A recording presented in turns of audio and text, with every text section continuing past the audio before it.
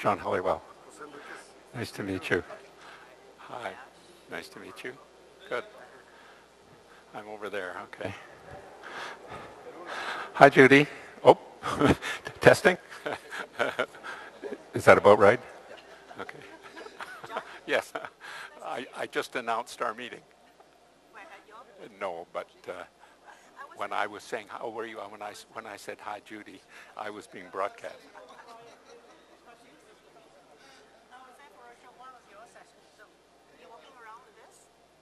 Which? No, I took one off and put another on. So you're going to be sitting here? I'm going to be sitting here. No, I'll be sitting here. I think I'd rather sit down. Yeah. I think I changed my mind. Oh, sure. I'll do anything for a fan. Did you want to come up? Yeah.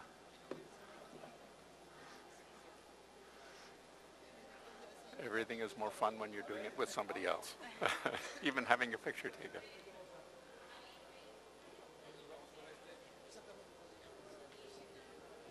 Sí, no, no, no problem. Yes. Sí, sí. Nos vamos a cambiar. Sí va a usar, si quiere Yes, ahora good. country. Good luck. Le voy a poner el número 2 del country y Oh, nos yes, vamos of course. para preguntas y Yes. respuestas. ¿Sale? Tequila. Okay. Ven a ponérselo, súbete. Súbete para que se lo pongas allá. Tranquilo, no pasa nada, tranquilo, güey. Son gentes normales como nosotros, cabrón, mortales. Espera, balón. Sube, sube, sube. 2. Sí. Pero pónselo, pónselo. Yes. Where are you from? Oh, you are, of course. Well. Yes. What are you going to be talking about here? Perfecto, tenéis un micrófono.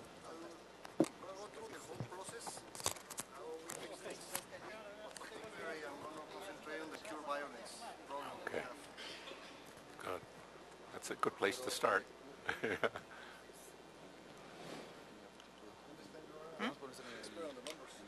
No pocket. I'm a numbers guy. Yeah, yeah. Oh, did you? Oh, good for you. Yeah, okay, lovely. Because we use all the data to figure out where Yes. we want it to. El 2. Could you talk to me? Testing, 1, 2, 3. Gracias. Yes. So they will turn it on lovely. and off, right? Obviously it's off now. They will Yeah, turn it yeah. on and off. Okay. That's the thing about more detail. You then have to keep some way of showing and understanding it. Yeah, yeah. Yeah, yeah. It's not a novel before bedtime. Measuring well-being.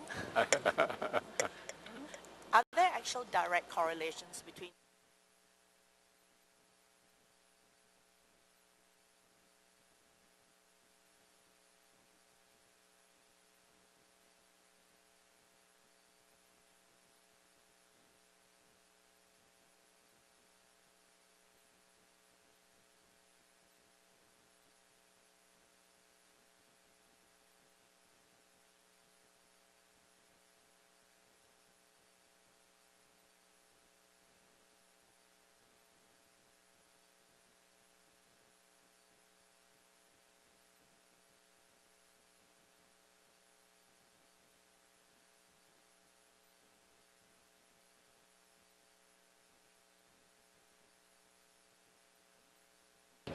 Rábago. El counter, nada más lo iniciamos.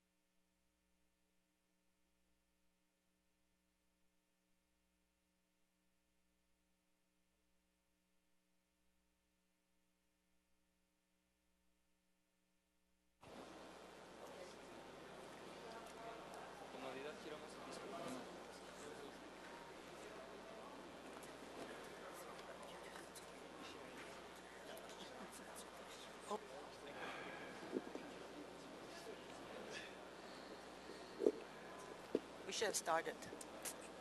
Okay, anyway. No time for Q&A apparently, unless Yeah. people are really fast. Okay, we'll try. Okay, is this on? Le prendo. Is it on? Yeah.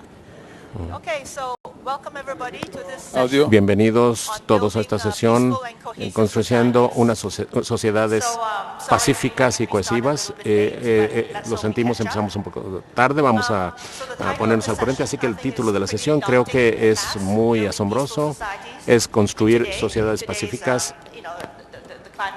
en el clima de hoy, pero yo felicito a la OCDE por organizar este tipo de conferencias, trayendo juntos a los que hacen políticas, gente que se dedica a las estadísticas y son los que nos dan los indicadores que nos llevan a la felicidad. No solo la felicidad no es un concepto, es algo redondeado a través de evidencia empírica. Así que realmente yo felicito a todos los de la OCDE porque siempre tenemos los que hacen los políticos y a los que hacen estadísticas. Así que estamos muy contentos por eso. Así que antes de que yo presente a nuestros panelistas distinguidos, déjenme compartir con ustedes algunas observaciones. Mi trabajo anterior en las Naciones Unidas era la jefe de construcción de paz. Así que yo manejaba básicamente todos los países que salían de la guerra alrededor del mundo, y en estos países uno siempre puede identificar dos necesidades básicas en estas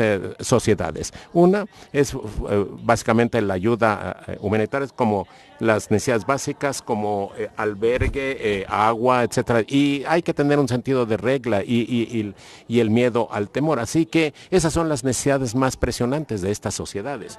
Ahora, en países normales de desarrollo, lo que llamamos aquellos que no están consumidos por la guerra, yo me imaginaría que las aspiraciones y las necesidades de la gente son un poquito más altas.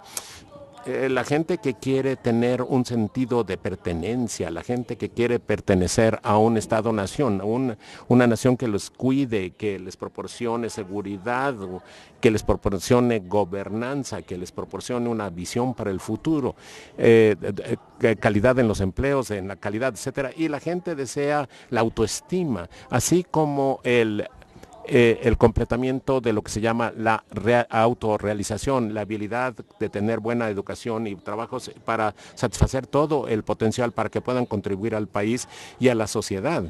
Así que estos no son mis palabras ni mis términos, sino las palabras de un profesor, Abraham Maslow, que escribió en los 40s, y todavía sus conceptos son válidos. Tenemos algunos cambios culturales y él escribió acerca de la jerarquía de las necesidades humanas o acerca de la motivación. Así yo creo que estoy mostrándoles esto porque en la enseñanza de mi curso sobre construcción de la paz yo encuentro de que encontramos esas estructuras y que nos ayudan a entender y les ayudan a conceptualizar lo que significa construir la paz y en estas sociedades industriales.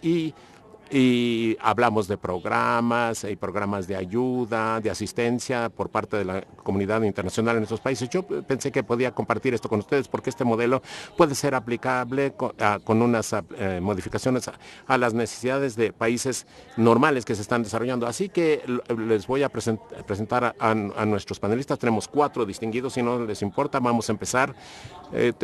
Bueno, tenemos un flujo lógico del tiempo. Tenemos 2 estudios de países. Tenemos un representante de Marruecos, el señor Ayesh Kelab, que es el director de pronósticos económicos y estudios prospectivos, así como Ms. Nguyen Thanh Long Hon, que es el director general del Instituto del Trabajo y de Ciencias en Vietnam. Así que vamos a escuchar primero de estos 2 casos, porque como saben son relativamente pacíficos estos países. Unos han salido de guerras amargas por décadas y Marruecos ha emergido muy bien en un área. Las revoluciones de las primaveras han causado cierta incertidumbre, pero ha salido muy bien esta región. Y luego tenemos el caso de Q-Violence, el trabajo de una ONG en la Ciudad de México, en Juárez, y vamos a escuchar de José Enríquez, que nos va a hablar acerca de la vuelta de esta ciudad violenta a lo que se ha convertido en un lugar muy relativamente pacífico. Y finalmente, y no menos importante, vamos a encontrar a John Pallowell. Él es un fellow del Instituto Canadiense de Investigación Avanzada y profesor emérito de Economía de British Columbia. Y obviamente él es un experto de la sociedad métrica que mide el bienestar y también maneja la paz y otras cosas. Y así que, sin más, el tiempo no está en nuestro tiempo, vamos a empezar con el señor Ayeshe, que va a presentar el caso de Marruecos.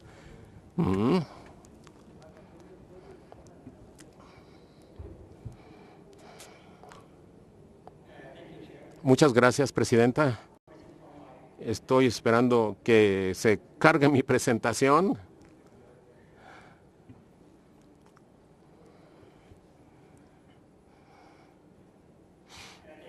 Muchas gracias. Me gustaría primero agradecer a la OCDE por invitarnos hoy aquí y también me gustaría agradecer al pueblo de Guadalajara por su hospitalidad. Así que voy a hablar hoy acerca del caso de Marruecos. Desafortunadamente no tengo mucho tiempo, así que me voy a ir un poquito rápido. Así que de esta manera voy a darle una visión amplia de Marruecos, especialmente en la última década. Y lo que todo el mundo sabe, lo que pasó en el mundo árabe con la primavera, con las revoluciones de la primavera. Y voy a evitar hablar de eso porque pasamos por muchos problemas de carácter cultural y económico y con reformas, y esto les voy a dar también les voy a hablar acerca de los resultados que hemos obtenido y algunos indicadores para enseñarles lo que trata de cambiar Marruecos en términos de la economía. Y hemos tratado de crear más empleos y es el problema fundamental de la gente árabe, y hay mucho cambio de población con muchas personas jóvenes que van al mercado productivo y esto es un verdadero problema.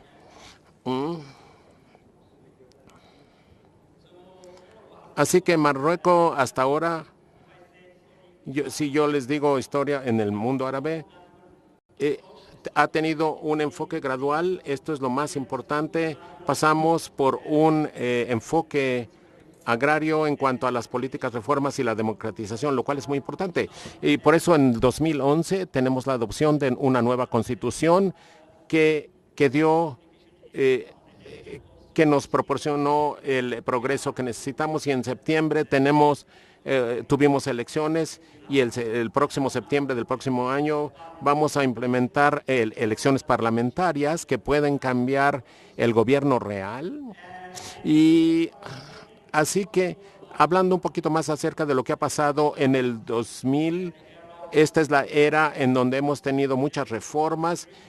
Hubo una aceleración de la regularización económica y Marruecos, a través de esa aceleración, nos ha dado acceso a un estado en la Unión Europea y hemos firmado muchos tratados de comercio, de libre comercio, y con muchos países árabes y con otros países, y también tenemos unas reformas políticas o societarias que nos han dado un clima político diferente, así que lo más importante, así que para pasar por todas las reformas, Marruecos ha tenido que pasar por un tipo de consenso nacional, lo que significa que hemos tratado de incluir a todos los interesados, y de esta manera hemos tenido mucho éxito con muchas de las reformas y hemos adoptado todas las medidas necesarias para el país. Y así que voy a pasar por muchas de las reformas más importantes. Así que tenemos la implementación de una integración dinámica del desarrollo humano. Como saben, LBGs fueron firmadas en el 2000. Marruecos fue uno de los países que firmó los MDGs, y esto fue el involucramiento del país para invertir más, especialmente en el desarrollo humano, y también de atacar el problema de la de la pobreza y de las desigualdades. Y por eso el gobierno ha estado asignando más de 55% del presupuesto al sector social, y también hemos aumentado los subsidios. En el 2012 fue como más de 6% del Producto Interno Bruto, y de esta manera los precios de los artículos, sobre todo la comida y las materias primas, se han incrementado muchísimo, y por eso el gobierno trató de atacar el problema de la inflación y fue subsidiando muchos de los precios, como por ejemplo los del combustible. Y también Marruecos salió con lo que llamamos una iniciativa nacional de desarrollo humano que fue lanzada en el 2005, y este enfoque fue para atacar el problema de la pobreza. Fue una manera de empoderar a la gente para darles maneras de salir de la pobreza para que crearan su propio negocio. Y esto fue una iniciativa muy importante que tuvo muchos problemas en la disminución más bien disminuyó la pobreza. Marruecos también fue pionero, especialmente en el mundo árabe, en cambiar lo que llamamos el código familiar. Esto es como un tipo de progreso en el mundo islámico, y ha dado más empoderamiento a las mujeres, y sobre todo para el cambio de las instituciones de las mujeres, para darle más poder a las mujeres y también a los niños y a los discapacitados. Esto es muy importante, esto es una reforma muy importante que hizo Marruecos. En cuanto a lo económico, tuvimos un involucramiento público en la economía, así que el gobierno trató de retirarse un poco del sistema productivo y le dio más espacio al sector privado, y esto le llamamos acerca de sociedades privado-públicas, y también hemos tratado de tener capital nacional y extranjero para que se realizaran inversiones, sobre todo en todo el país. Así que también esto fue movilizado por la privatización, porque en Marruecos tenemos muchos recursos, y nosotros creamos algunas instituciones como el Consejo de la Competencia, y nosotros nos salimos y el gobierno fue reemplazado por muchas regulaciones. Sé que el gobierno creó muchos cuerpos regulatorios, y también la regulación de para prevenir la corrupción y para proteger a la gente de la corrupción, pues. Bueno, el involucramiento de las corporaciones corporativas y los socios que tuvimos se incorporaron a la reforma, y esto fue muy importante. Así que fue la creación de lo que llamamos el Consejo Económico y Social, y esto fue muy importante porque tratamos de crear o de involucrar a todos los interesados al mismo tiempo, especialmente el sector privado, los sindicatos y al gobierno, de tal manera que todo el mundo pueda hablar de la situación. Y también esto fue muy importante para hacer que los sindicatos contribuyeran al cambio de lo que pasa en la economía.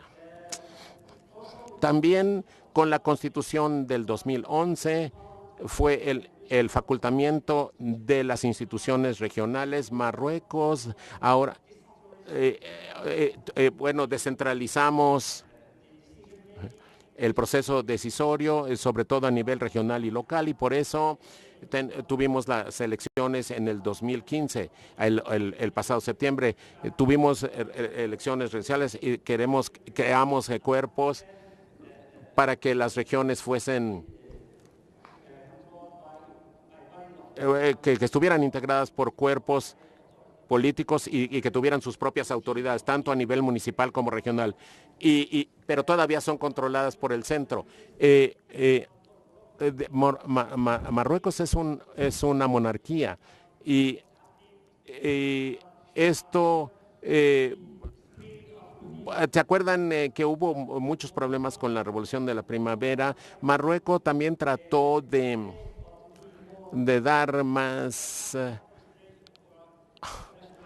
una operatividad más activa del estatus real en favor de los valores y sobre todo la tolerancia. Y así empezamos la integración de élites regionales, como dije. Queríamos una cultura diversa, creando muchos centros de desarrollo y el establecimiento de centros regionales de inversión y la creación de institutos de otras naturalezas, también para hacer, porque en Marruecos tenemos a los árabes y los amaseiks. Ellos no son árabes, así que para proteger su existencia, para volverse más involucrados en el país, creamos el Instituto de Culturas Diversas y también liberalizamos toda la justicia y todo lo necesariamente público y el compromiso del sistema educativo y su reformación, y creamos el Consejo para la Educación, así que de esa manera, para educación superior, perdón, y esto fue un proceso que cambió el sistema educativo e invertimos más en esta área, en la educación.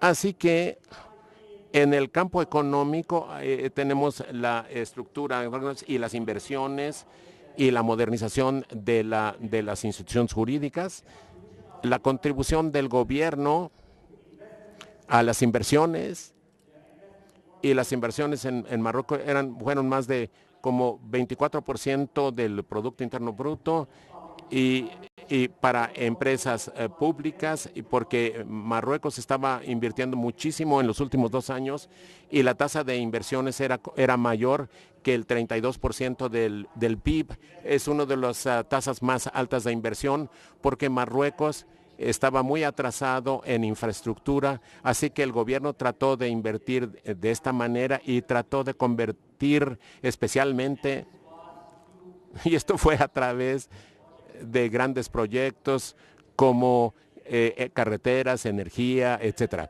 Bueno,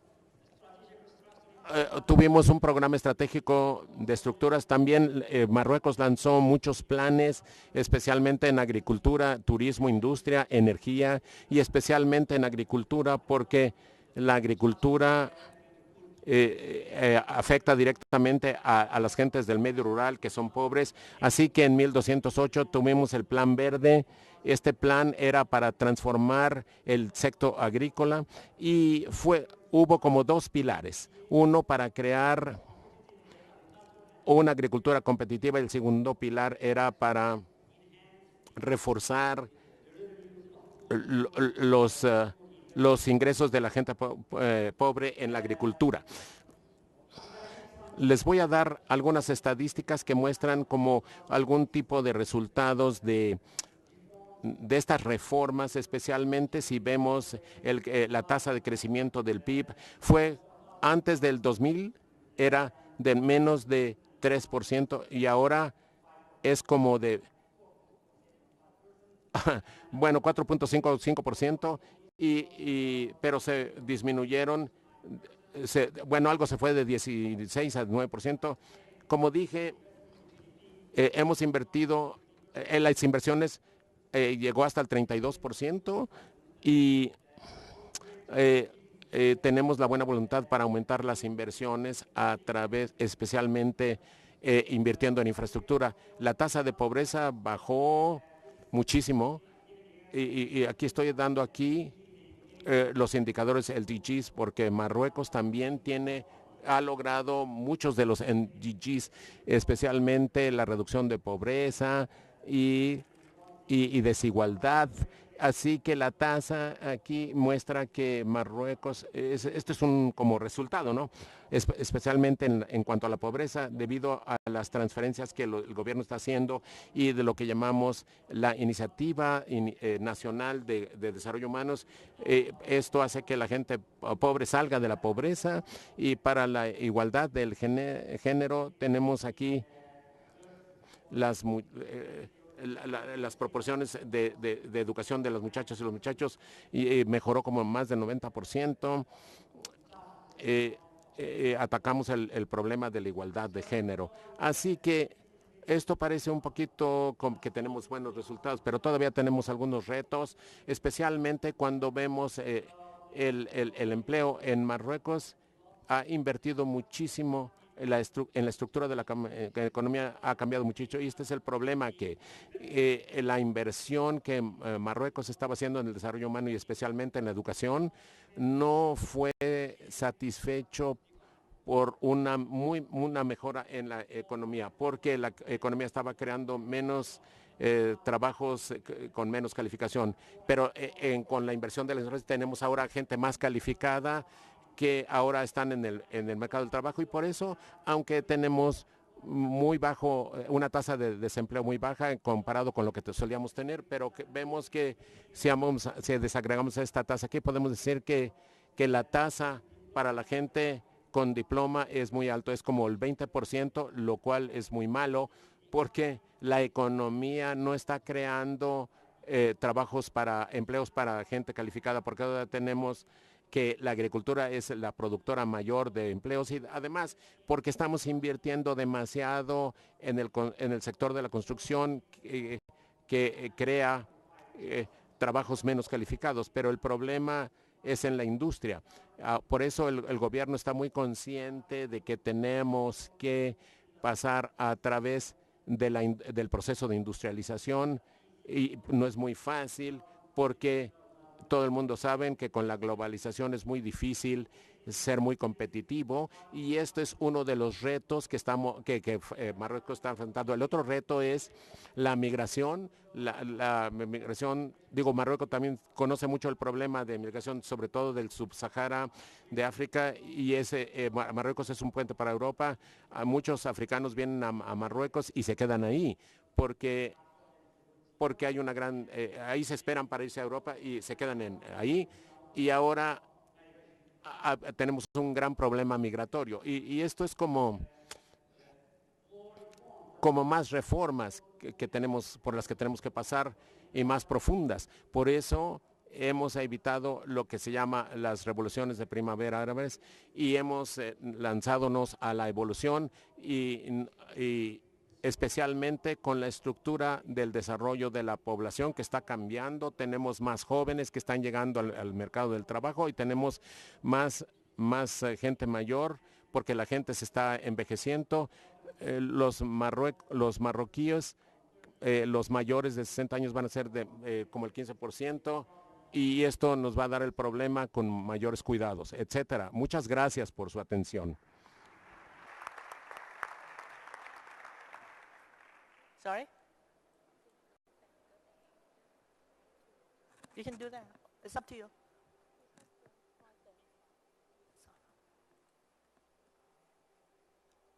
Yes, Ms. Gwen, go ahead.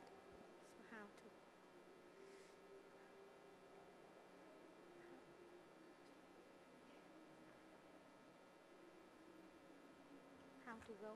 Yeah, wait for your presentation, and after this, you're gonna click on this to go on. This Okay, you're gonna up and down. Okay. So this one is the further down. Yeah, you can push this one. Okay. Thank you. Muchas gracias, señora Presidente. Me llamo Wendy Lankan, yo vengo del Ministerio de Trabajo de Vietnam, y gracias por invitarme para este evento tan importante para hablar acerca de la sociedad disfuncional. Realmente en Vietnam no hemos adoptado el concepto de cohesión. Creo que es un elemento inclusivo lo que hemos adoptado, o algo que tiene un significado similar. Queremos que el crecimiento económico sea compartido por la mayoría de la gente, así que nosotros identificamos 5 elementos complementarios de la cohesión, por ejemplo, como el desarrollo agrícola, que se enfoca en la dimensión social, como distribución igual entre los pobres y los no pobres, y cómo asegurarse la expectativa de vida y los estándares de vida para toda la población. Así que vemos el asunto de reducir la desigualdad entre los diferentes grupos sociales y luego más igualmente entre el crecimiento económico y el crecimiento social y las protecciones ambientales. Así que en Vietnam tratamos de desarrollar un juego de indicadores para ver si el país logra la cohesión, el crecimiento cohesivo igual o no. Y nosotros tenemos la recomendación de una dependencia en Vietnam. Vemos la necesidad de que el gobierno se enfoque en el crecimiento inclusivo. Primero nos gustaría reducir el impacto del crecimiento agrícola. Y luego nos vamos en segundo lugar para que no impacte a nivel, a corto plazo, sino a largo plazo. Este es el indicador que en Vietnam hemos logrado en el 2014. Así que vemos que ahora tenemos que el crecimiento económico está altamente impactado por la crisis financiera. Antes del 2009 teníamos como 8% de crecimiento económico. Ahora ha reducido al 6% y esperamos que esos indicadores nos podamos recuperar y no podemos lograr la tendencia pasada. Pero vean el mercado del trabajo y sus indicadores. Tenemos el menos desarrollado de los mercados y el menos desarrollo porque el empleo es del 45% de toda la fuerza de trabajo y hemos disminuido solamente el desempleo en 2%. En términos de la reducción de la pobreza, hemos tenido un logro muy exitoso de la reducción de la pobreza, como en 2% en el 2014 y de acuerdo ahora ya la gente ya no gana $1. Ahora tenemos 6% que vive bajo $1 al día. Y ustedes ven que el coeficiente Gini no es tan alto y se traduce en muchos beneficios para los pobres. En cuanto al indicador social, usamos varios como la accesibilidad a la educación. Y esto nos está diciendo, yo pongo la accesibilidad. Tenemos 98% de los estudiantes, de los niños pueden ir a la escuela primaria y como 65% de la gente puede ir a la escuela superior secundaria y también 74% es la expectativa de vida para las mujeres. Las mujeres viven más tiempo que los hombres. La tasa de mortalidad de los hijos de menos de 5. Pero eso no es lograble. Pero lo razonable es 21.1% por cada 1,000 niños. Los adultos son muy buenos para... ¿Cuál es la parte inclusiva en esta sociedad? Creemos que el problema, primero, tenemos una reducción de la pobreza y en cuanto a la desigualdad y luego la accesibilidad en las ciudades no ha sido garantizada por el gobierno. Así que viendo nuestro tema, Vietnam, ¿qué debe hacer para que la sociedad sea más pacífica y comprensiva? Así que yo sigo esta dirección. Lo primero es que tenemos una prioridad del gobierno para manejar. Hay varias áreas que tenemos que continuar en cuanto a la reducción de los programas de la pobreza, porque hasta ahora no hablamos al respecto de los ingresos en la pobreza, sino que vemos una pobreza multidimensional. Para que la gente tenga más accesibilidad a la educación,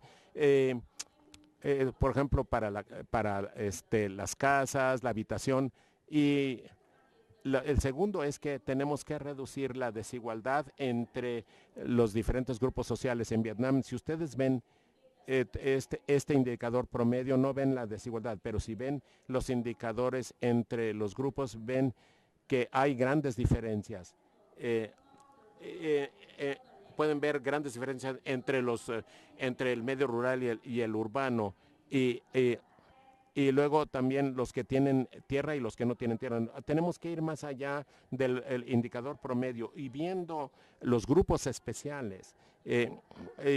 Hay que ver cómo la sociedad sea más pacífica. Tienen que moverse a más democracia, tienen que elevar el valor de los ciudadanos. Eso es lo político para Vietnam.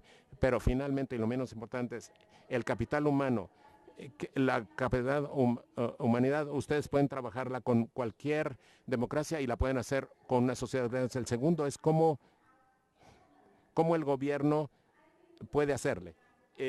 Vietnam, la política debería ser reforzada porque si el gobierno tuviera muchas políticas, tendría que respetar los derechos de las personas. Así que finalmente tenemos la política que tiene que ver con el sector agrícola y con los ciudadanos. Si ustedes no tienen suficiente voz y suficiente tierra para desarrollar la política para lo rural y para los pobres, y toda la política ahora está basada en lo que tiene que tener un estatus residencial y en el área urbana tenemos acceso para la mayoría de los servicios. A lo que se trata de hacer es que, a diferencia del caso de Marruecos, no se tienen ningunos derechos para tener servicios sociales a comparación con las áreas urbanas. En el sector agrícola no tienes derecho a contar con un seguro de vida. Tenemos que ver una forma de ganarse la vida y tener acceso a esos servicios, incluso aunque estés ubicado en cualquier otro lugar. Tenemos que ir más allá para ayudar a la sociedad, con el fin de tener una sociedad más igualitaria. El número 2 es que el gobierno tiene que tener más subsidios para los pobres y los vulnerables, pero al atender y no solamente en términos y enfocarnos en la vulnerabilidad y en el impacto negativo del desarrollo económico de la sociedad. También tenemos que atender los problemas.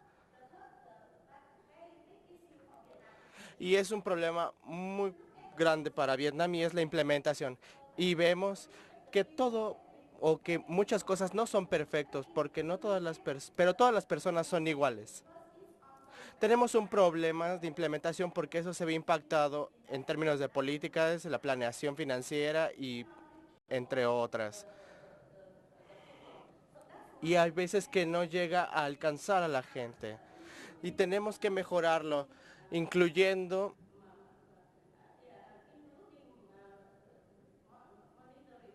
el monitoreo, el cual es muy importante para Vietnam. También mejorar los servicios sociales, porque si tenemos una buena política, tenemos que tener una buena implementación, pero si se desarrolla los servicios sociales, muchas veces no llegan a la gente. La pregunta es cómo. Veo muchísimos puntos aquí. Primero, tenemos que contar mayor descentralización a las autoridades locales. Lo que vemos en Vietnam es que tenemos muchísimos procesos, todo es muy alto y todo lo implementado por el gobierno es difícil. No podemos. Muchas veces no se respetan las solicitudes que hacen los pobres específicamente. Tienen que tener la oportunidad de escucharlos, de respetarlos e incluirlos dentro de la formulación de políticas, que yo creo que es algo muy crítico para el gobierno. Lo siguiente es cómo movilizar el desarrollo social.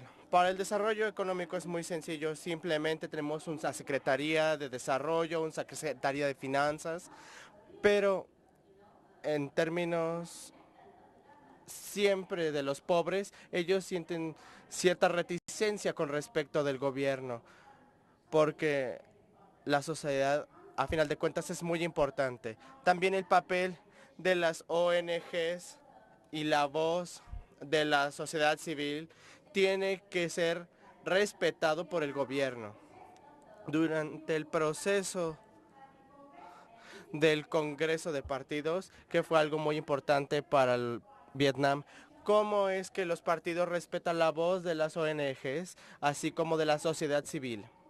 Asimismo, tienen que contar con evidencias más claras que sean científicas y así como estadísticas sobre el estatus del desarrollo social y económico.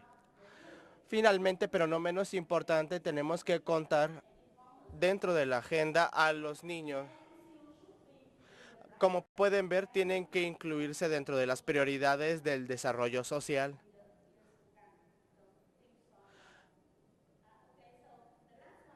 La última diapositiva es cómo vamos a movilizar los fondos como gobierno. Necesitamos, en Vietnam, los impuestos no son una fuente de ingresos muy buena. El sistema fiscal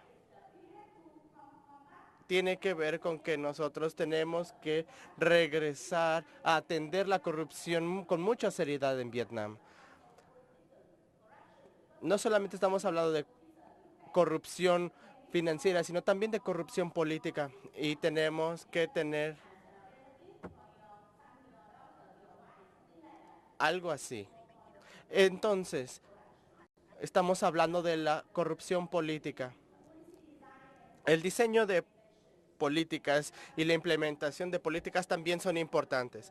Finalmente, tenemos que enfocarnos en la calidad de los servicios prestados a toda la sociedad. Muchísimas gracias por escucharme. Jose?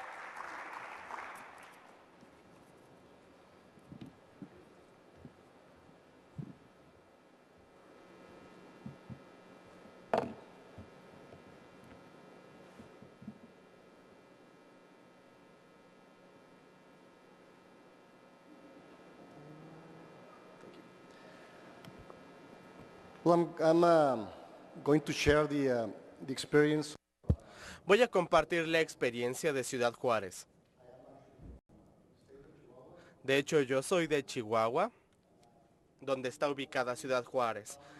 Vamos a ver cómo implementamos esta solución que se llama Cure Violence. La violencia es contagiosa. Eso lo vimos que cuando vamos a un juego de fútbol y nos contagia esa vibra y nos volvemos muy emocionales y perceptivos a estas cosas. Y la violencia es también contagiosa. La violencia, como una epidemia, también repercute en las sociedades. La transmisión de la violencia es una reacción a la violencia misma. Muy curiosamente, la violencia, la gente que recibe mucha violencia, muchos ataques, resulta ser también muy violenta. Y lo hemos visto en todas nuestras vidas, incluso en la escuela. Los estudiantes que son más receptivos en términos de violencia son aquellos que más la generan.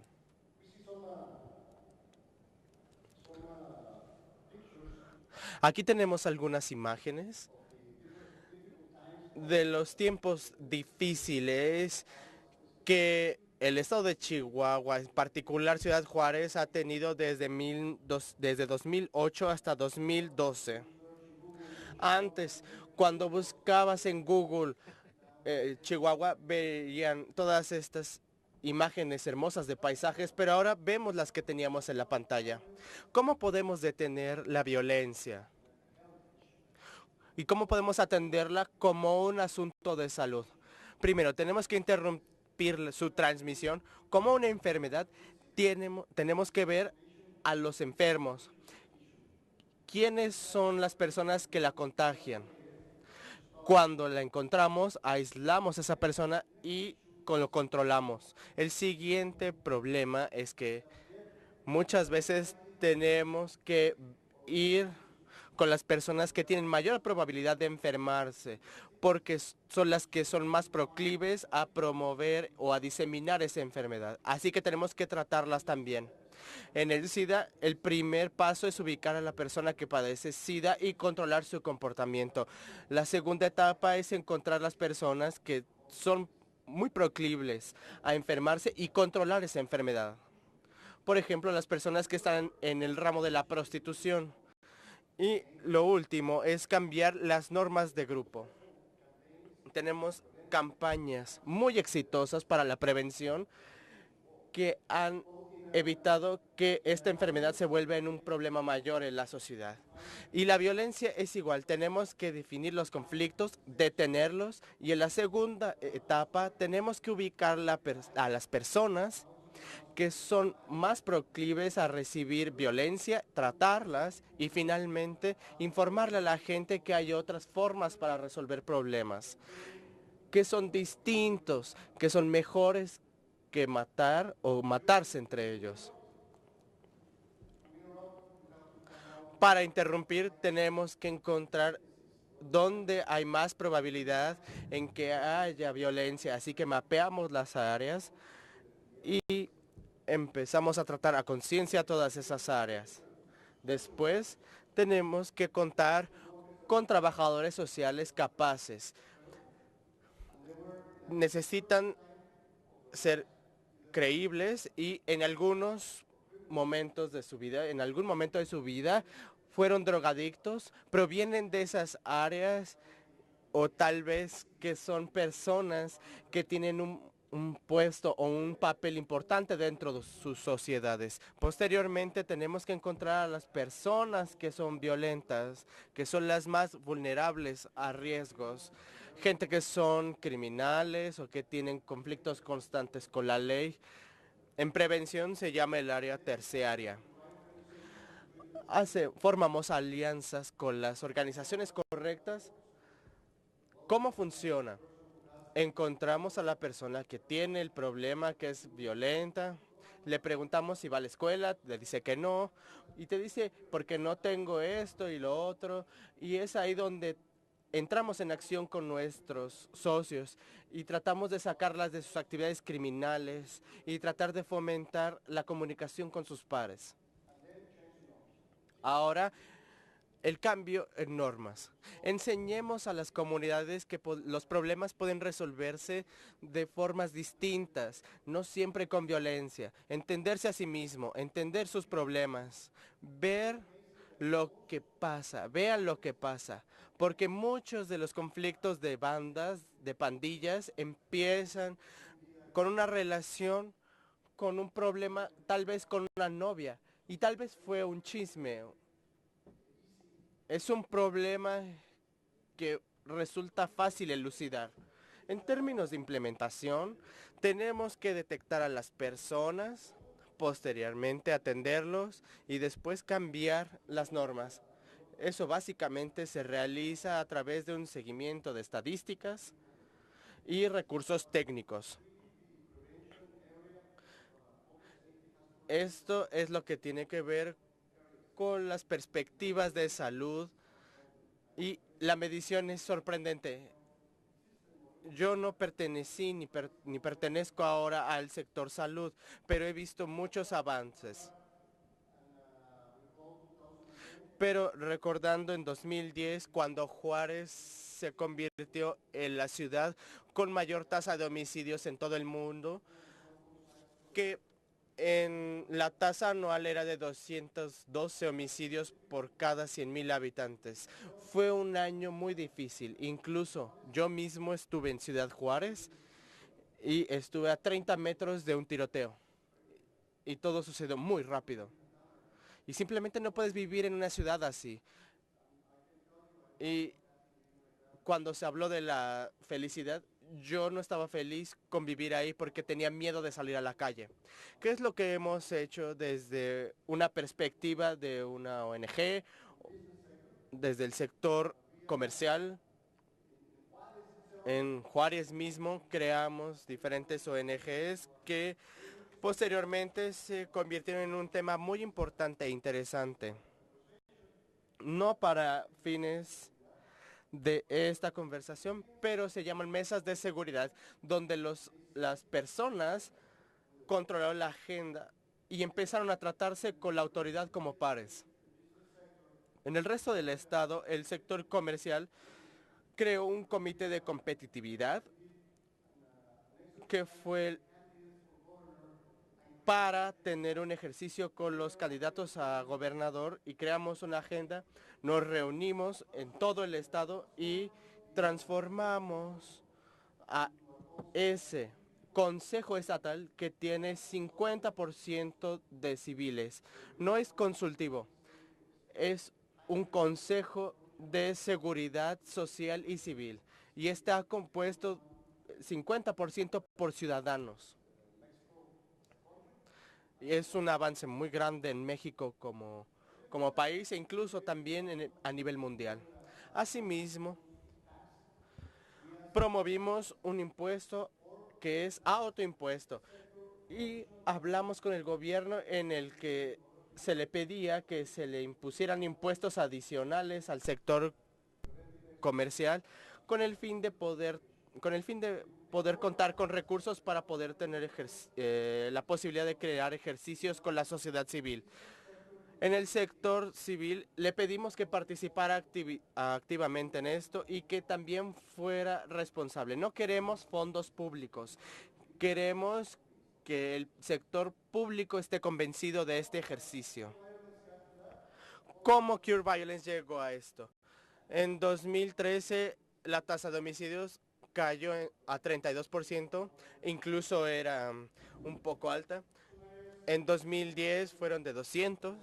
En algunas áreas se tenían una tasa de más de 100 homicidios. El precio de un homicidio recaía en menos de $100 semanales. Hay veces que no asesinaban solamente a una persona, sino a 2 o 3. Hay estudios que indican que entre más violencia haya por parte de la autoridad, más violencia se generará. Así que lo primero fue, ¿dónde vamos a comenzar? Responder a ciertas informaciones, la cooperación de la autoridad, una ONG que implementara el programa y los recursos financieros. Ahora tenemos todo eso.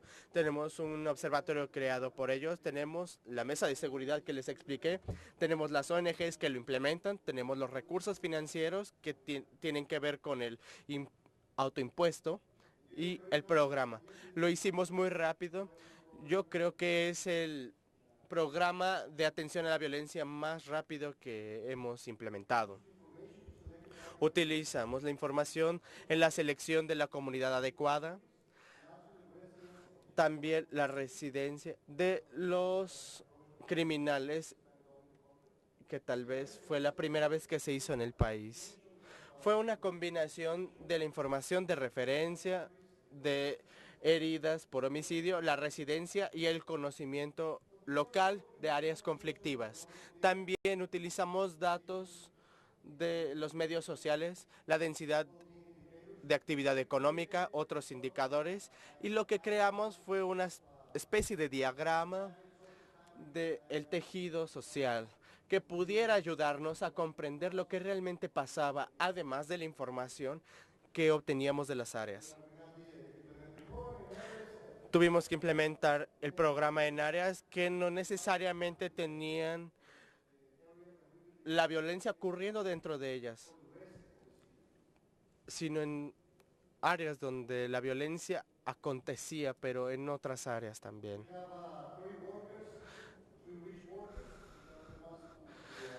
Tenemos a 3 trabajadores de contacto, tenemos a 30 de trabajadores sociales, 4 supervisores, un coordinador general. Tenemos 339 conflictos en lo que ha pasado del año. Tenemos más de 80% de conflictos resueltos. Y en 2014, de alguna manera, estabilizamos la tasa de homicidios. Bajó 13% de 2013 a 2014. Y una vez más, Ciudad Juárez ha sido la ciudad que se ha recuperado mucho más rápido, incluso más rápido que Palermo. de una crisis de este tipo. Y tenemos 21 homicidios por cada 100 e incluso estamos aspirando a tener menos de 14. Estos son algunos de los parques, los murales que tenemos ahí. En 2010 pueden ver las fotografías de ese año y esta es una fotografía muy interesante, evidentemente es por el mural, pero tenemos algunas autoridades federales de Segov y tenemos una persona del BID de Washington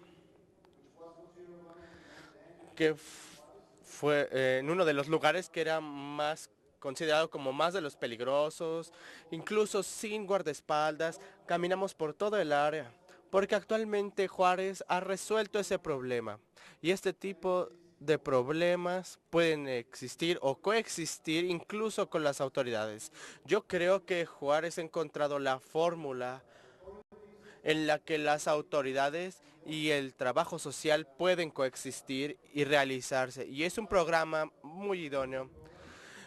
Cure Violence es un programa aprobado en los Estados Unidos y en otras partes del mundo.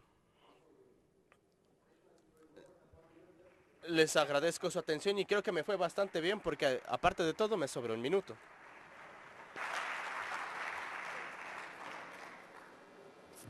Ginita.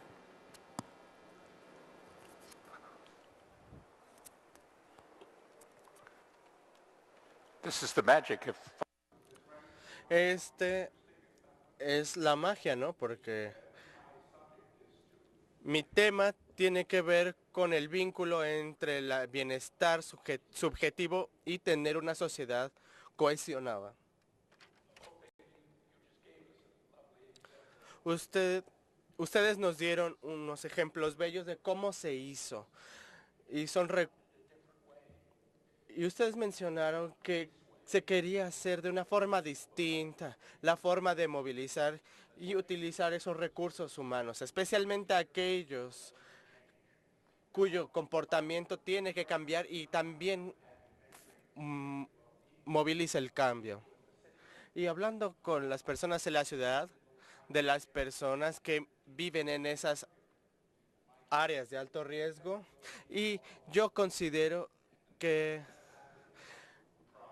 tenemos, y en parte, al placer que encuentran en las interacciones precisamente con las personas que están molestas y desde aspectos de cantidad, casi todos los elementos que usted nos describió tiene una palomita en él. Así que no me sorprende este trabajo y muchas felicitaciones para ti. Se me han hecho algunas preguntas específicas y como en mis antecedentes canadienses tenemos que atender la parte de la migración con el fin de tener una sociedad cohesionada. Y es uno de los temas que tiene las características del siglo XXI y resulta problemático en distintas dimensiones, la migración de las áreas rurales a las ciudades, desde otras regiones, y la gente lo hace ya sea forzada o voluntariamente. Y para tener una cohesión social, ¿qué es lo que hace este proceso para este fin? ¿Qué es lo que está pasando en las vidas de la gente que se desplaza? Primeramente, tenemos que presentar algunos datos y mi lado moralista, que no es un lado ético, sino es la perspectiva de una persona que recaba datos. Sí tenemos encuestas bien hechas que cubren la totalidad de la sociedad y se hacen de forma significativa, con buenas preguntas. Realmente podemos saber qué es lo que sucede con migrantes de diferentes países, porque cuando llegan a Canadá y vemos a sus vidas, no sabemos si ellos tenían bienestar antes de llegar, sino que tenemos que abordar ciertas concordancias o coincidencias. ¿Qué es lo que pasa con los migrantes? Una de las cosas es que es un proceso muy caro en el que pierdes tus raíces y las raíces son muy importantes y llegas a un país donde no tienes raíces y muchas veces llegas de un país donde eras la mayoría y eres una minoría, incluso con tus amigos, porque hay veces que tú no llevas a tus amigos contigo. Y esos son los problemas que tienen en el país donde vivían y en el país en el que se están desplazando. Hay una teoría competitiva en el que dice que la gente va a ser más feliz en el país en el que se desplacen. Y hay un pequeño detalle ahí que es el punto de límite de la felicidad. Y tiene que ver con el bienestar. Y es que algo bueno te puede pasar y tal vez puede pasarte algo malo en el que pierdas un miembro y tengas que regresar a tu país. Y lo mismo pasa con la migración, en donde te mudas a otro lugar y vas a verte abrumado porque tienes que en el supermercado no encuentras ese nivel de comodidad que encontrabas en el mercado. Es decir, esta teoría tiene que ver que su felicidad depende de sus genes. Es decir, vamos a dar otra perspectiva para ver la migración, porque la migración, si la ven como yo la veo, es que la felicidad de las personas queda determinado por la cohesión social y en las sociedades donde ellos viven. Y lo que se espera en cambio de la felicidad de los migrantes es que cambie cuando hay felicidad y esperarán ver en promedio el bienestar subjetivo cuando se mudan a Canadá. Es que pues sí cambia y además hay un aumento, sí. Aquí tengo los resultados y espero que funcione la pantalla. Si la teoría fuera cierta, todos esos puntitos están arriba del el punto 45. Tenemos una línea aquí en medio. Y el eje vertical mide su nivel de satisfacción en Canadá.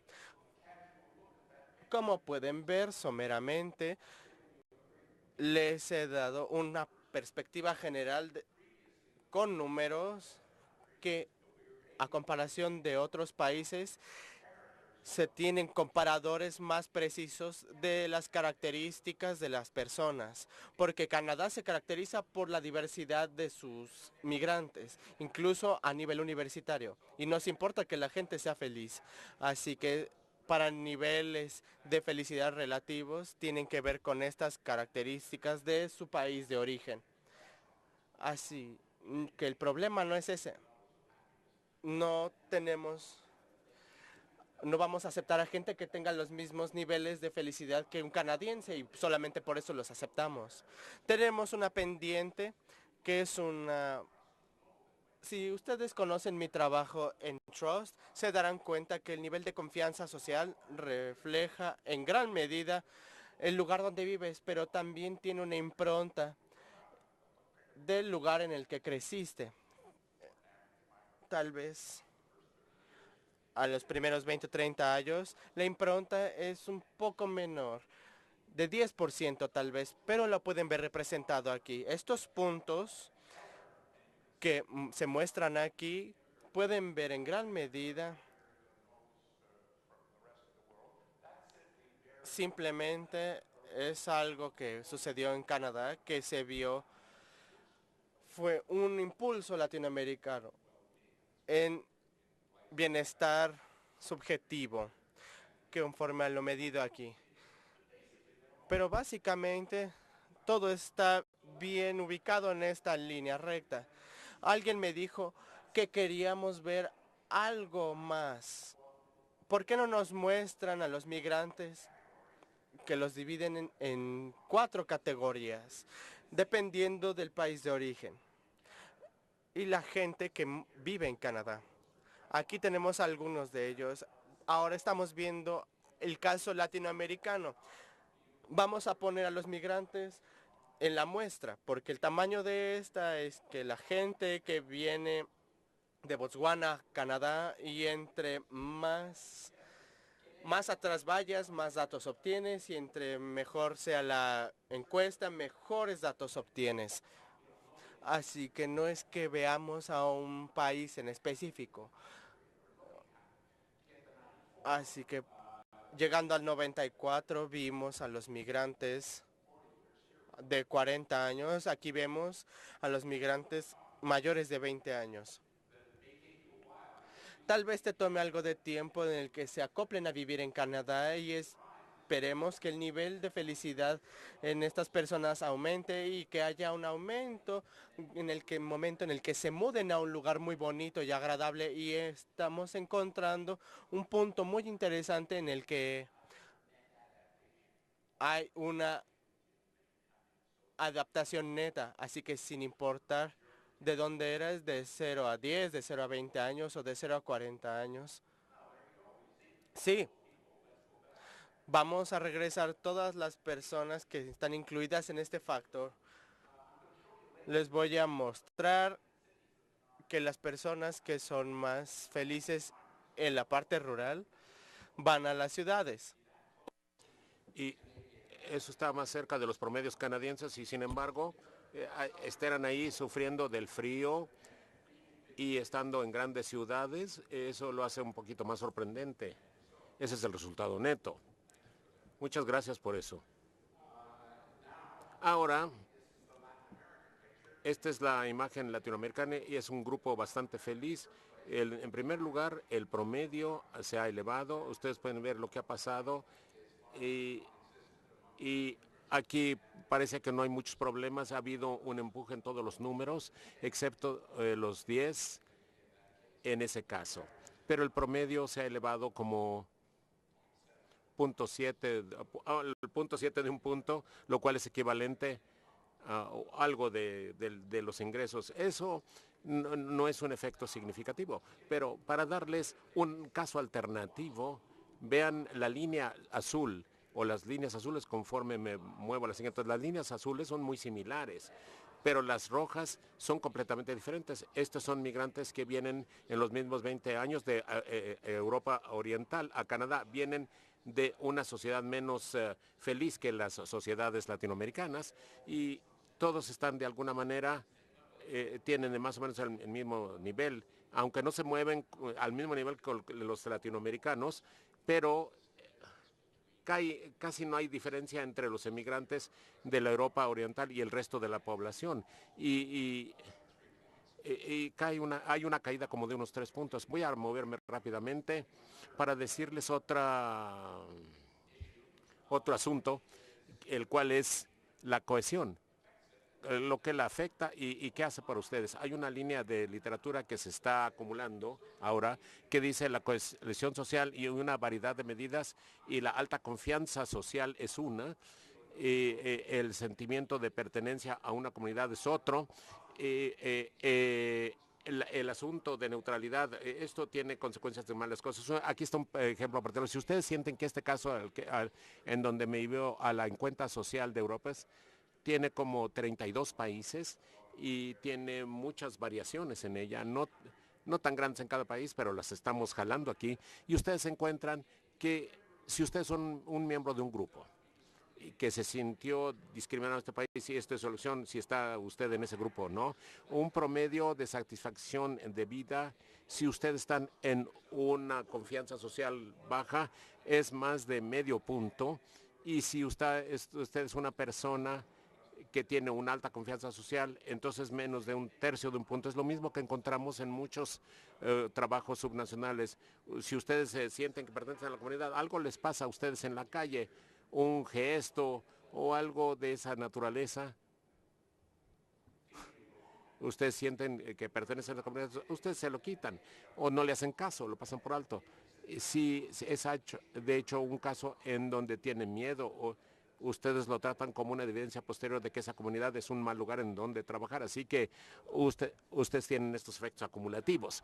Bueno, estoy llegando al caso porque ustedes pudieron haber pensado de los migrantes de Canadá que lo mejor que pueden hacer en mejorar la felicidad del mundo es que todo el mundo se vaya a Canadá. Y eso no es exactamente el caso. Es cierto, Canadá es un país receptor alto de migrantes.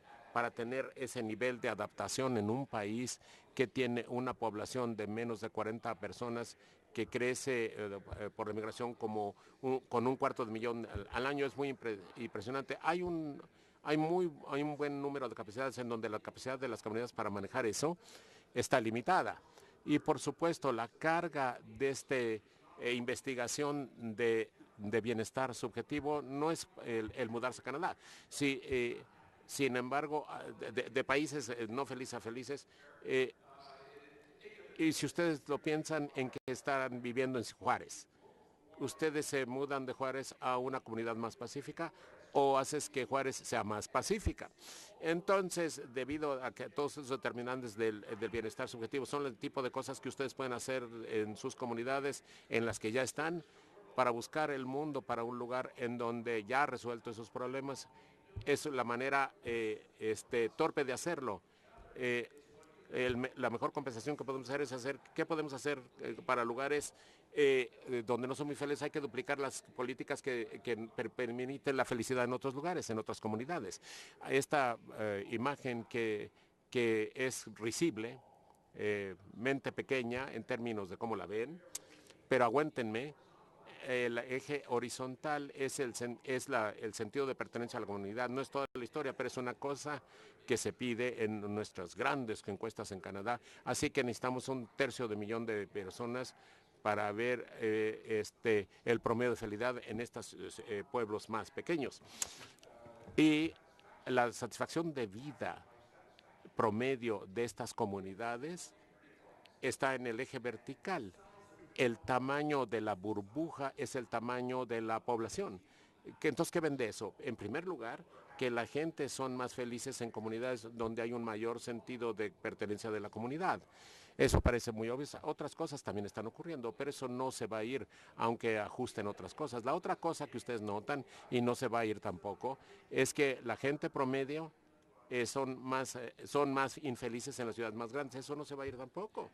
Y ¿qué les dice eso, dado que el mundo se está volviendo más urbano cada año? Una cosa, por supuesto, hay dos cosas que vale la pena anotar. La diferencia entre la comunidad más feliz y la menos feliz en toda esta fotografía es 1/10 menos grande que en los países más grandes o los más pequeños. Siempre hay nuevas historias de que Vancouver es el menos feliz o la ciudad menos feliz en el país. Y luego, ¿qué tonto es eso? Con todas esas montañas y el mar, ¿verdad? La gente no tiene ese sentido de pertenencia a la comunidad que tienen en las ciudades más pequeñas y cosas así. Y no tienen familiares y amigos y así. Y pues, dijeron entonces, todo el mundo debe mudarse a un alto valor de bienestar subjetivo. Bueno, entonces, si no lo conseguimos, eso no es la historia. La historia es que el proceso de la urbanización ha nivelado otras cosas, por ejemplo, la seguridad urbana y otras, pero hay otras cosas que no pensamos y no tomamos medidas para hacer algo al respecto. Entonces, pueden ir mal y no nos damos cuenta cuántos se han ido mal hasta que estamos infelices o algo. Así que entonces la pregunta es, ¿eso está pasando en todo Canadá?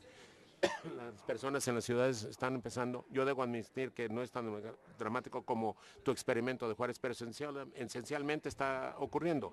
Y podemos decir, ¿qué podemos hacer para ayudar a la gente, para que se ayuden unos a otros? Porque estando con otros y ayudando a otros es una herramienta mágica, pero tienen que tener un arreglo para hacer contacto y creo que he hablado demasiado tiempo. Muchas gracias.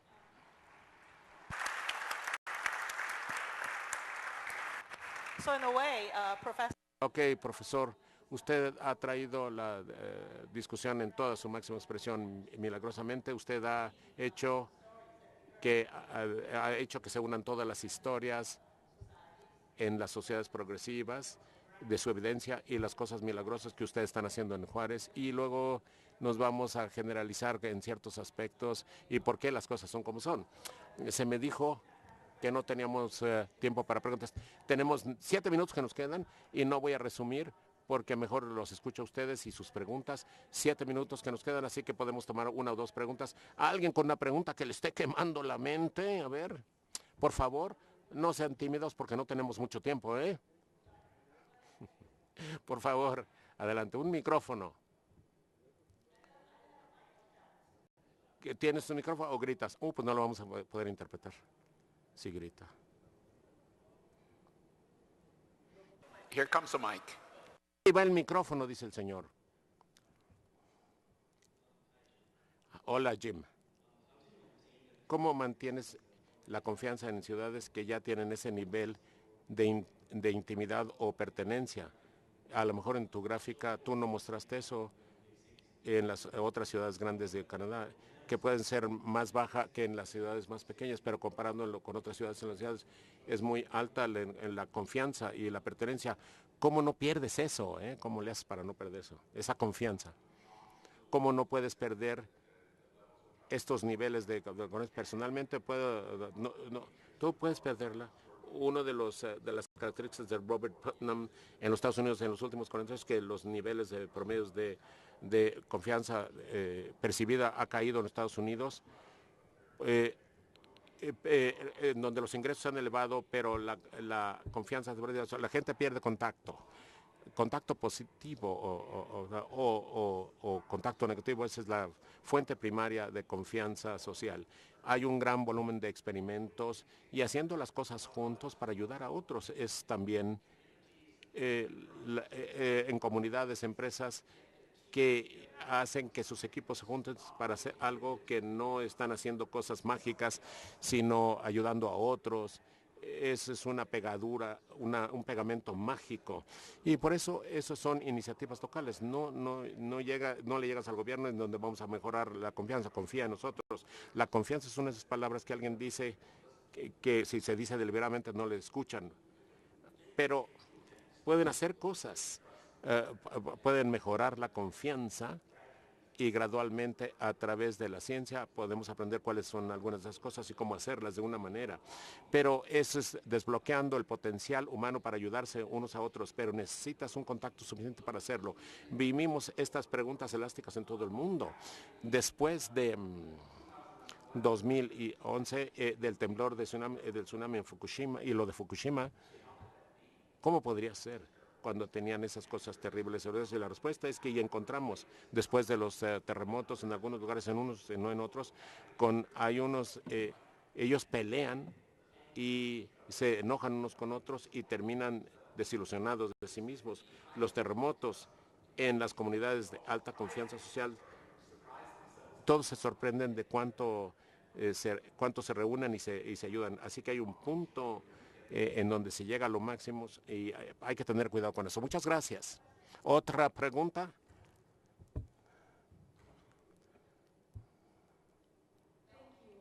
Gracias a todos. Estamos hablando acerca de sociedades pacíficas y cohesión, y todos están hablando acerca de empoderar a las minorías. Quiero oír sus opiniones, especialmente en la ciudad de Juárez, o el doctor o el profesor. ¿Cuál es su punto de vista si trabajamos con uno de las poblaciones más vulnerables, que son los internos en los sistemas de prisión? ¿Y cuál sería el impacto si el gobierno usara fondos y dinero para trabajar con gente dentro de las prisiones y luego para regresarlos a la sociedad otra vez? Creo que eso es algo que debe hacerse definitivamente. Yo creo que encuentro hilarante que mucho dinero se gasta en prevención tratando de averiguar quién va a cometer un delito, cuando tienen mucha gente que sale de las cárceles y no los cuidan. Realmente con FICOSEC, en el fideicomiso que le estaba hablando, en el programa fiscal que teníamos, este es un asunto difícil, pero hay algunas maneras para reinsertar a una persona en la sociedad al trabajo. Yo no veo otra manera de arreglar esto sino cuidando la gente que están más enfermas o que necesitan más ayuda. Y tienes razón, esa es la gente cuando salen de la cárcel. El primer día la esposa está feliz, el segundo día ella piensa que es un delincuente porque le está gritando, perdón, porque no trae dinero. La familia necesita ayuda y él también necesita ayuda. El gobierno debe tirar todo el dinero que quiera en estos programas y en la sociedad también. En la sesión previa yo puse un ejemplo de cómo el bienestar fue cambiado seriamente usando el tipo de cosas que tú descubrieron de la investigación del bienestar subjetivo y con las reformas carcelarias. Con el tiempo, la gente, ustedes pueden ver esto en mi página web y pueden ver los documentos correspondientes. Muchas gracias. Creo que no más preguntas. Una más. Gracias.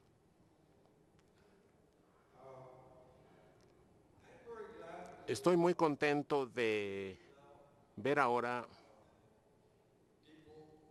gente como Richard Wired, como Jeff Sachs, como tú, doctor Helliwell, trabajando sobre la felicidad y su reporte, el reporte mundial de la felicidad, pero todavía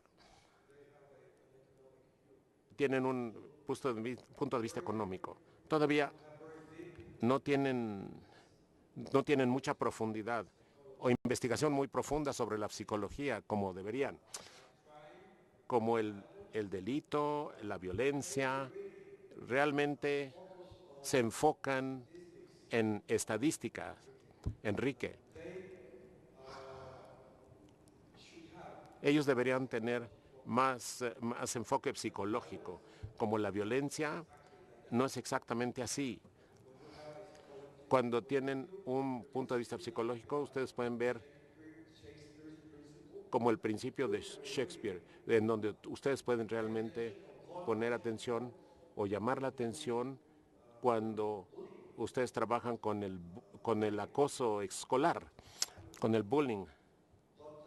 Pero el bullying en las escuelas, ellos han probado lo que tú dices. Si tú tratas de simplemente ver cómo los muchachos vienen de casa vacíos de atención, vacíos de amor, y ellos se van a la escuela para obtener atención, lastimando a los muchachos, peleándose con los muchachos, y luego se les llama la atención por los directores y los padres. Hay una manera diferente de abordar esto. Yo he visto escuelas que trabajan con 1, 2, 3 y no funciona. La violencia no es algo patológico, sino psicológico. Psicología positiva, si quieres una respuesta, señor. ¿Hay una pregunta para los panelistas? Yo tengo una respuesta a tu pregunta. Tú creo que estás preguntando si el componente psicológico en la investigación debería ser valioso. Absolutamente. Los investigadores tienen psicólogos, pero no tienen una base muy fuerte en este sentido. Absolutamente. Yo no tuve tiempo de meterme en eso. No solamente puedes tratar a la persona que es violenta, tienes que tratar a su familia, tienes que tratar a la comunidad y tienes que tratar a la sociedad en general. Pero este programa CURE cuida eso de muchas maneras. Y totalmente estoy de acuerdo contigo, tiene que haber más trabajo en el entendimiento de cuál es la correlación con estos 4 niveles de prevención. Muchas gracias. Creo que ya pasaron de las 4, ya hemos llegado al final, pero creo que realmente quiero agradecer las respuestas que ustedes proporcionan, pero quiero darle homenaje a los otros panelistas por sus contribuciones, pero quiero agradecer a la señora Yarchers dándonos luz sobre las políticas que persigue Marruecos, porque siempre me pregunté, estando en este campo, cómo la monarquía de Marruecos y Jordania se escaparon de las revoluciones de la primavera y qué tipo de reformas tuvieron que hacer para mitigar esta situación desafortunada. En el caso de Vietnam, estoy muy contenta de que ustedes hayan resaltado la importancia de la implantación. Yo trabajo en el campo del desarrollo y ha habido mucha conversación, no mucha más implementación y seriedad en el monitoreo y la implementación y la descentralización con relación a las autoridades municipales para que implementen. Así que muchas gracias por esas palabras tan sensibles. Quiero homenajearlos a ustedes y gracias a todo el mundo. Y yo les agradezco por haber participado.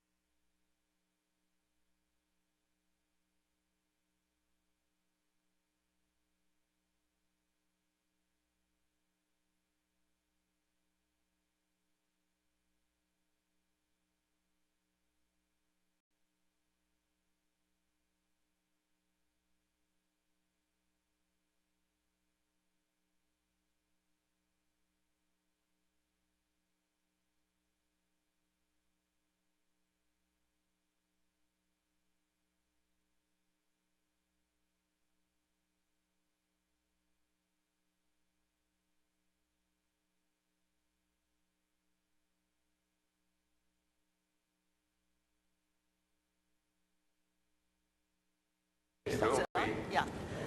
Okay, so welcome everybody to this Audio. Bienvenidos todos a esta sesión en construyendo unas sociedades pacíficas y cohesivas. Lo sentimos, empezamos un poco tarde, vamos a ponernos al corriente, así que el título de la sesión creo que es muy asombroso, es construir sociedades pacíficas en el clima de hoy, pero yo felicito a la OCDE por organizar este tipo de conferencias, trayendo juntos a